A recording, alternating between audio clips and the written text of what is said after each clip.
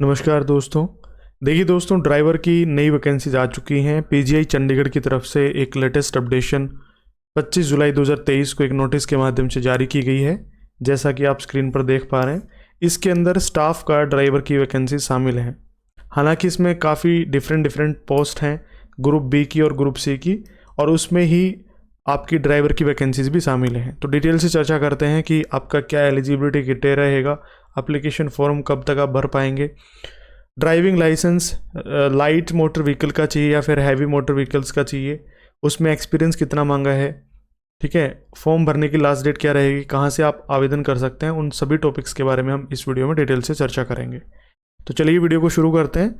देखिए 25 जुलाई को ये नोटिस आया है, आपकी फॉर्म भरने की लास्ट डेट है 25 अगस्त, ठीक है, लगभग एक महीना है कि आप आवेदन कर सकते हैं। ऑनलाइन आवेदन करने हैं आपको, ये वेबसाइट आपको दे दी गई है www.pgimer.edu.in, ये वेबसाइट है। इसका लिंक मैं आपको इस वीडियो के डिस्क्रिप्शन में दे दूंगा, बाकी बता भी दूंगा कहाँ से क्या आवेदन करना है आपको, ठीक है। डायरेक्ट लिंक भी आपको मैं वीडियो के डिस्क्रिप्शन में दे रहा हूँ, आप चेक कर लेना अपना। देखो यहाँ पे एप्लीकेशन फ़ी चंडीगढ़ के जितने भी फॉर्म होते हैं उनमें मैक्सिमम फ़ीस मानी गई है, मतलब ज़्यादा से ज़्यादा फ़ीस है वो लेते हैं ये भाई। देखो SC/ST के लिए 800 रुपये फ़ीस है, और अदर जो कैटेगरीज हैं जैसे जर्नल, OBC, EWS, उनके लिए 1500 रुपये फ़ीस है, प्लस जो ट्रांजैक्शन चार्ज हैं वो अलग से हैं। मतलब काफ़ी अच्छी खासी फ़ीस जो है वो ले रहे हैं ये आवेदन करने के लिए, ठीक है। उसके बाद ऑनलाइन आप debit card, credit card, net banking के थ्रू अपनी पेमेंट है वो कर सकते हैं। मोड ऑफ पेमेंट ये रहने वाली है। बात कर लेते हैं कि वैकेंसीज कितनी हैं। भाई आवेदन की फ़ीस तो आप ले रहे हो, लेकिन वैकेंसीज कितनी दे रहे हो? तो वैकेंसीज आपकी ड्राइवर की सिर्फ और सिर्फ 5 हैं, जिसमें जर्नल या अनरिजर्व्ड कैटेगरी की एक वैकेंसी है, SC की भी एक है, ST की भी एक है, और OBC की भी एक है, और EWS कैटेगरी उसकी भी एक ही वैकेंसी है। पोस्ट का नाम आप देख सकते हो, staff car driver ordinary grade. Post code है STCD, यानी स्टाफ कार ड्राइवर, ठीक है, 054, ये आपका पोस्ट कोड नंबर है, और ग्रुप सी के अंदर ये वैकेंसीज आती हैं, ठीक है। अब बात कर लेते हैं आपका एलिजिबिलिटी क्राइटेरिया को लेकर के। हालांकि इसमें और भी जो पोस्ट दे रखी हैं वो भी, अगर आप एलिजिबल हैं तो आप फॉर्म फिल कर देना। बाकी आपको भी पता है कि मैं आपको इन्फॉर्मेशन देता हूँ जो ड्राइवर की भर्तियाँ होती हैं उनकी। तो यहाँ पे आपका सीरियल नंबर 6 है, और पोस्ट स्टाफ कार ड्राइवर की लेवल 2 की आपको जो पे लेवल है वो 2 मिलेगा, और पेमेंट रहेगी 19,900 से लेकर के 63,200 रुपये तक। देखो यहाँ पे आपकी जो एज लिमिट है वो 18 से लेकर के 30 तक है। मिनिमम 18 साल और मैक्सिमम 30 साल आपकी एज होनी चाहिए। एज काउंट कब से होगी? जो फॉर्म भरने की लास्ट डेट है, यानी 25 अगस्त 2023 से आपकी एज काउंट होगी। एसेंशियल क्वालिफिकेशन की बात करते हैं तो मैट्रिकुलेशन यानी 10th पास आप होने चाहिए, और इक्विवेलेंट है तो चलेगा।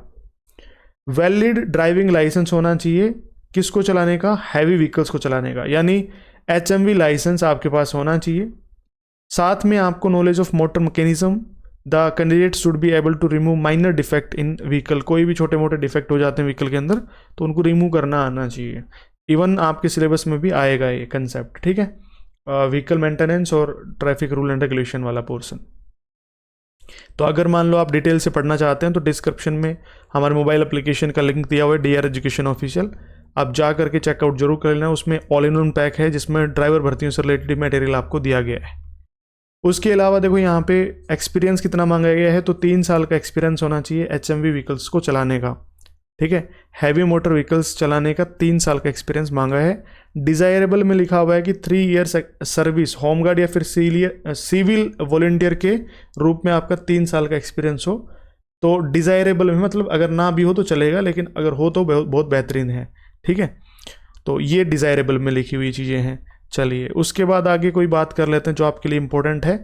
तो जो भी इम्पोर्टेंट चीज़ें होंगी वो मैं आपको यहाँ पे बताते चलूँगा। एज रिलैक्सेशन की बात करते हैं तो अपर एज में आपको छूट मिलेगी। अलग अलग कैटेगरी के हिसाब से कैसे क्या छूट का क्राइटेरिया दे रखा है, तो देखिए SC/ST के लिए 5 साल तक की छूट है अपर एज में, और OBC के लिए 3 साल की छूट है।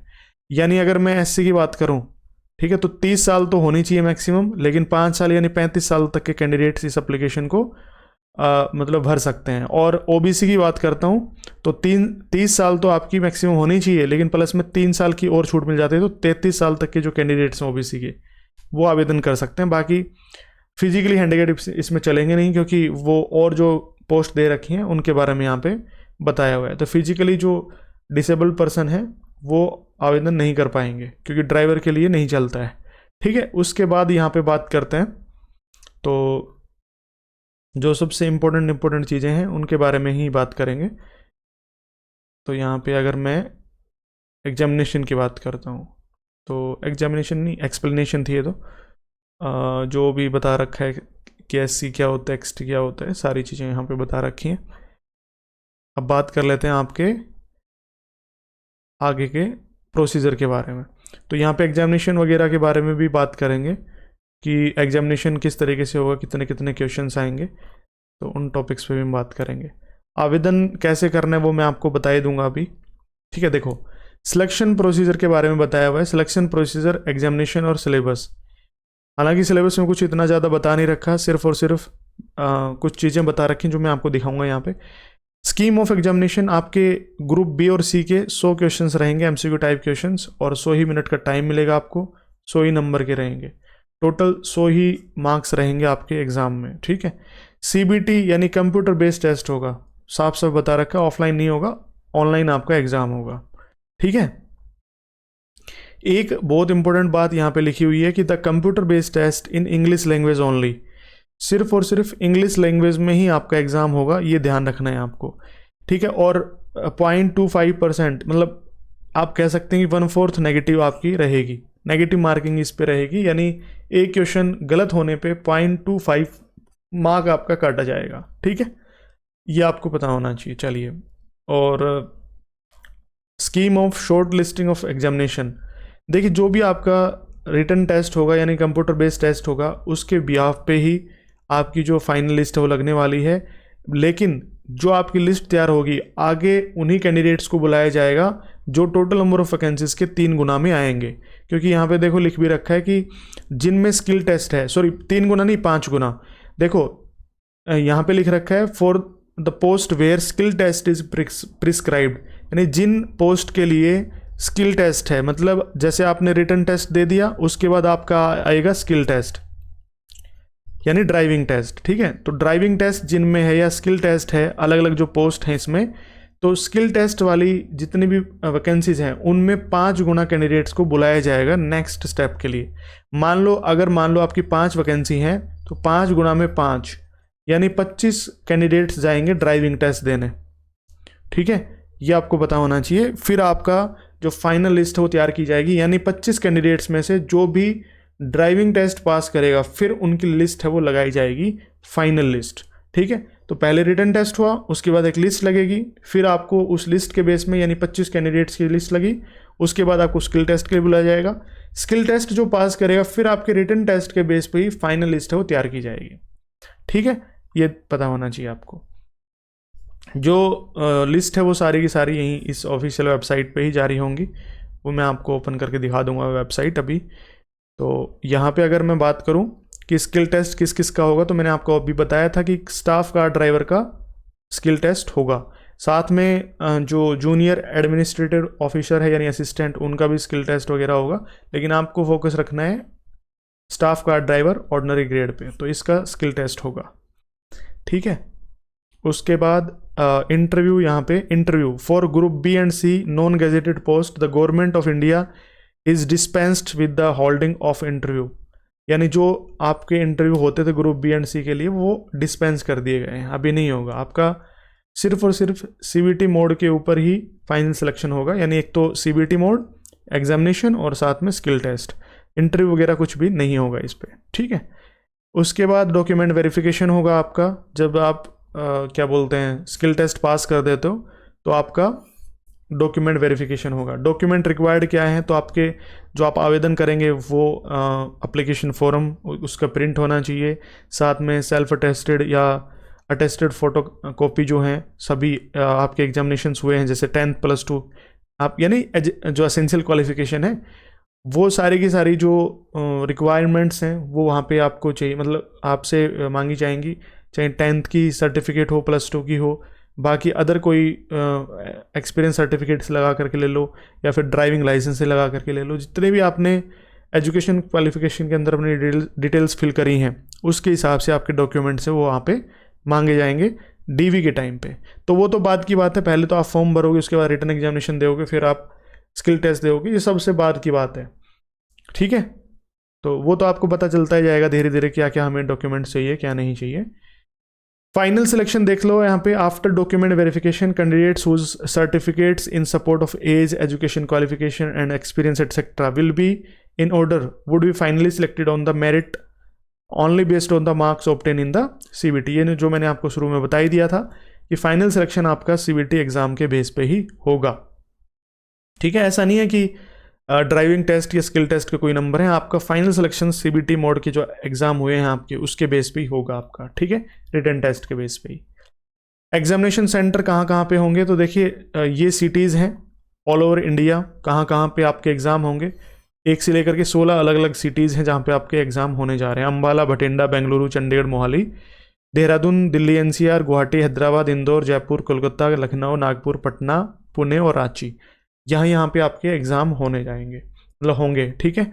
चलिए सिलेबस की बात करते हैं। तो यहाँ पे देखो सिलेबस क्या बताया हुआ है, the syllabus of online computer based test will be accordance with the prescribed education qualification या professional course and experience as mentioned in the recruitment rule for the respective post and may include question on the such topic as he and she has studied या practice during the prescribed education qualification या फिर professional course.